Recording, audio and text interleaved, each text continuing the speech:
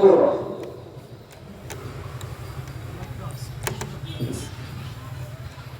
السلام عليكم ورحمة الله وبركاته. الحمد لله نحمده ونستعينه ونستغفره ونؤمن به ونتوكل عليه ونعوذ بالله من شرور أنفسنا ومن سيئات أعمالنا. من يهده الله فلا مضل له ومن يضلله فلا هادي له.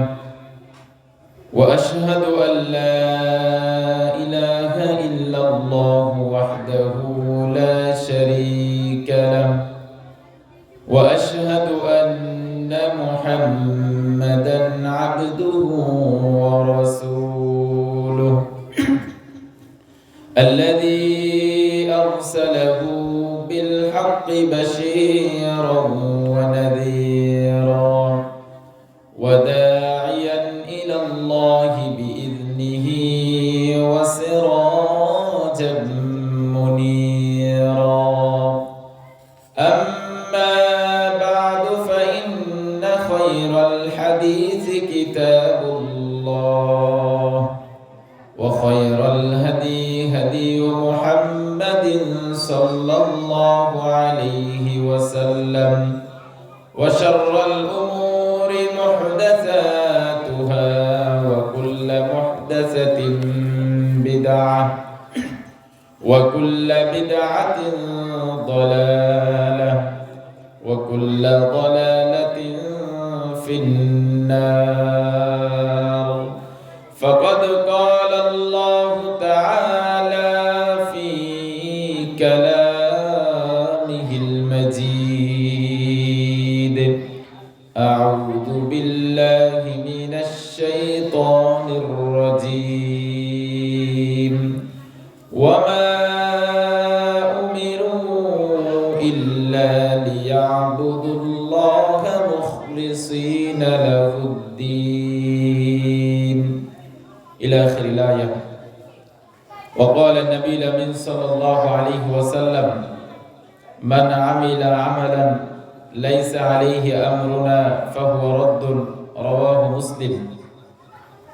যাবতীয় প্রশংসা, যাবতীয় গুণগান, ইবাদত সেই মহান আল্লাহ রাব্বুল আলামিনের দরবারে, যে আল্লাহ তাআলা আজকে আমাদেরকে আজকের এই জুরবাড়িয়া পশ্চিম পাড়া বাইতুল জান্নাত শাহী পাঞ্জাগানা মসজিদের উদ্যোগে 12তম বার্ষিক 2 দিন ব্যাপী তাফসিরুল কোরআন মাহফিলের প্রথম দিনের প্রথম অধিবেশনে উপস্থিত হয়ে কিছু কথা বলার এবং শোনার তৌফিক দান করেছেন সেই মহান রব্বুল ইজ্জা ওয়াল জালালের দরবারে কালিমাতুশ শুকর, সিজদায়ে শুকর অন্তরস্থল থেকে বলি আলহামদুলিল্লাহ। দরুদ ও সালাম বর্ষিত হোক আমাদের প্রিয় নবী, সর্বকালের সর্বশ্রেষ্ঠ মহামানব, যার আদর্শ অনুসরণ অনুকরণের মাঝেই রয়েছে আমাদের জন্য, গোটা মানুষের জন্য ইহকালে শান্তি, পরকালে মুক্তি। বর্ষিত হোক সেই নবীর উপর দরুদ ও সালাম সাল্লাল্লাহু আলাইহি ওয়াসাল্লাম। সম্মানিত এলাকাবাসী, আপনারা হয়তোবা, আমার ধারণা এমন কেউ নেই যে আমাকে চিনেন না।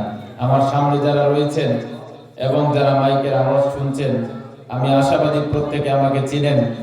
আমি আপনাদের এলাকার সন্তান। আজকের এই মাহফিল জুরবাড়িয়া পশ্চিম পাড়া বাইতুল জান্নাত শাহী মসজিদের 12তম তাফসিরুল কোরআন মাহফিলের প্রথম দিনের প্রথম অধিবেশন। আমার যতটুকু ধারণা যে গত বছর আমি মাহফিলে উপস্থিত ছিলাম, কিন্তু আলোচক বেশি হওয়ায় আমি আলোচনা করতে পারিনি। আল্লাহ তাআলা আজকে আমাকে আলোচনা করার, কিছু কথা বলার সুযোগ দিয়েছেন। এজন্য প্রথম আল্লাহ রাব্বুল আলামিনের শুকরিয়া, আলহামদুলিল্লাহ। সম্মানিত এলাকাবাসী, আমি শুরুতে আবার আপনাদেরকে বিনয়ের সাথে স্মরণ করে দিচ্ছি আজকের এই মাহফিল আয়োজন করতে অনেক শ্রমের প্রয়োজন, অনেক অর্থের প্রয়োজন।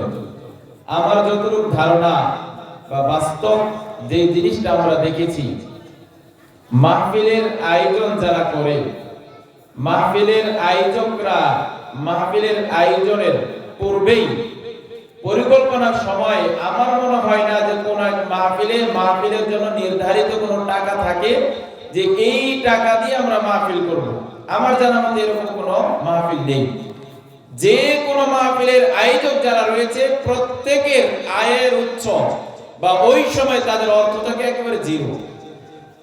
যখন মাহফিলের আয়োজন করা হয় তখন তাদের মাহফিলের একটা টাকাও থাকে না, কিন্তু যখনই এলাকাবাসীর সমর্থনে, এলাকাবাসীর সকলের চেষ্টা প্রচেষ্টায় যখন এই মাহফিলের আয়োজনের জন্য মতামত পেশ করা হয় এবং চূড়ান্ত যখন পর্যায়ে চলে যায় যে মাহফিল হবে, মাহফিলের যারা আলোচক থাকবেন তাদেরকে যখন দাওয়াত দেওয়া হয় তখন থেকে শুরু হয়ে যায় মাহফিলের জন্য কালেকশন, টাকা তোলা।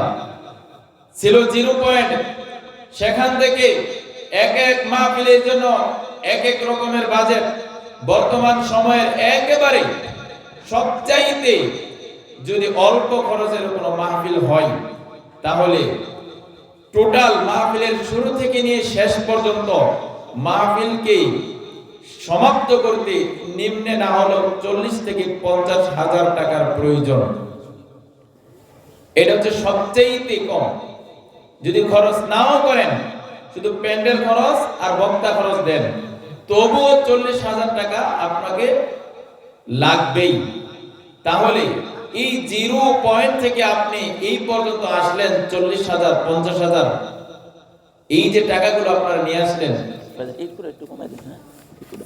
এই যে টাকাগুলো কোথা থেকে আসলো, আমরা কোথা থেকে নিয়ে আসলাম? অবশ্যই আমরা যারা ধর্মপ্রাণ মুসলিম ভাই এবং বোনেরা রয়েছি, যুবকরা রয়েছি, আমরাই তো এটাকে তোলার জন্য, নিয়ে আসার জন্য শ্রম দিয়েছি, মেধা দিয়েছি, অর্থ দিয়েছি। সব কিছুর সমন্বয়ে আমাদের অর্থ আমাদের হাতে আসে। তাহলে এই যে 0 পয়েন্ট থেকে আমরা এই পর্যন্ত মাহফিলকে নিয়ে আসলাম, সামিয়ানার ব্যবস্থা করলাম, মাহফিল আজকের প্রায় 10-15 দিন পূর্বে গেট করা হয়েছে।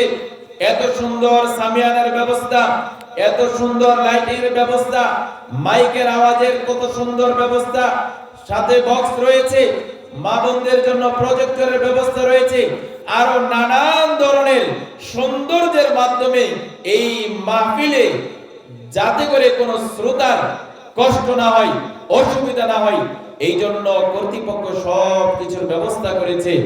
আমরা অর্থ দিয়েছি, শ্রম দিয়েছি, মেধা দিয়েছি, সব কিছু দিয়েছি, কিন্তু যদি আজকে আমরা উপস্থিত না থাকি তাহলে কি মাহফিল সুন্দর হবে না অসুন্দর হবে বলেন? সব আমাদের বিফলে চলে যাবে, সব কিছু বিফলে চলে যাবে যদি আমরা মাহফিলে উপস্থিত না হই। এই জন্য আমি আমার আলোচনাতে এখনো ঢুকিই নাই। আমি বিনয়ের সাথে অত্র এলাকার সকল মা বোনদের সহ মুরব্বিনে কেরাম, যুবক ভাইরা, আমার পরিচিত যারা রয়েছেন, আমি সকলকে উদারত আহ্বান জানাবো, আমরা না হয় আপনাদের এলাকার ভাই, ভাতিজা, সন্তান, নাতিন, কিন্তু মেহেরবানি পূর্বক অন্তত পক্ষে এশারের পরে কেউ নিজের কাজে কর্মে ইনশাআল্লাহ আমরা ব্যস্ত থাকবো না। যে সমস্ত দিনই আলোচনা হবে আলোচকদের মাধ্যমে সেগুলো আমরা শুনবো। মা বোনদের